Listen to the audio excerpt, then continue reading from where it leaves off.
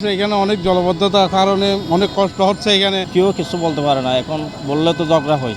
এখানে অবৈধ স্থাপনা পাচ্ছি, অবৈধ হকার পাচ্ছি, তাদেরকে ওখান থেকে উচ্ছেদ করো। তো আমাদের নিয়মিত উচ্ছেদ কার্যক্রমের অংশ হিসেবে, যেহেতু আপনি জানেন যে সিটি কর্পোরেশন এলাকায় প্রচুর পরিমাণে অবৈধ হকার রয়েছে এবং যানজট প্রচুর হয়, সেই অবৈধ স্থাপনাগুলো উচ্ছেদ কার্যক্রমের জন্য মূল বিষয়টা হচ্ছে আমাদের একটা উদ্দেশ্য, যেহেতু সামনে জলাবদ্ধতা, দ্যাট মিনস হচ্ছে আমাদের যে সামনে বর্ষার মৌসুম, এই বর্ষার মৌসুমে প্রচুর পরিমাণে জলাবদ্ধতা হয়।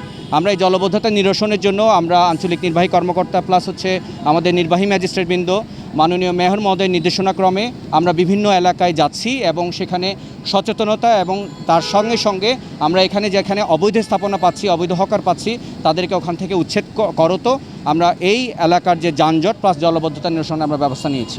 এখানে অনেক জলবদ্ধতার কারণে অনেক কষ্ট হচ্ছে। এখানে যেমন নালার কাজ চলতেছে, এখানে দোকানগুলি পড়ছে, মানুষও যাতায়াতের জন্য অনেক সমস্যা হচ্ছে। ওইটা তো বিশেষ কথা, ঠিক আছে। তারপরে ওই থেকে আবার চানগাঁও আবার চিকেন মাথায় কতগুলো দোকান রোডের উপর বসাই আছে, বিভিন্ন জায়গায় ফটফাটে দোকানগুলো বসে আছে, যেই জন্য মানুষের জন্য অনেক কষ্ট হচ্ছে। সেইটা তো অবশ্যই ময়লা সমস্যা।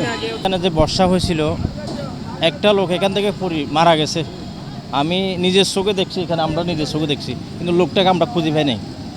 এই যে 1 বছর আগে এই যে এই নদীর থেকে একটা লোক এই যে এমনিতে পড়ে গেছে, এই যে কোথায় গেছে লোকটা, এই যে চোখের সামনে কোথায় গেছে আমরা দেখি নাই। এই যে এখানে যে কাটল আম বিক্রি করতেছে রোডের সামনে, মানুষের কত কষ্ট হইতেছে, চলাচল, গাড়ি চলাচল, এই যে এগুলো তো কেউ কিছু বলতে পারে না, এখন বললে তো ঝগড়া হয়।